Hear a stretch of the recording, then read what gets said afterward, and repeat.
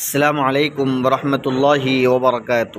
ایک اہم عمل کی فضیلت، حج اور عمرہ ایک ساتھ کرنا۔ رسول اللہ صلی اللہ علیہ وسلم نے فرمایا، حج اور عمرے کو ایک ساتھ کیا کرو، اس لیے کہ وہ دونوں فقر اور گناہوں کو ختم کر دیتے۔ حج عمرہ ایک ساتھ کرنا کہ وہ دونوں فقر اور گناہوں کو ختم کر دیتے ہیں، مٹا دیتے ہیں، جیسا کہ بھٹی لوہے اور سونے چاندی کے میل کو ختم کر دیتی، ایسے حج عمرہ ساتھ کرنا گناہوں کو مٹا دیتا ہے۔ اور حج مبرور یہ مقبول حج ہے۔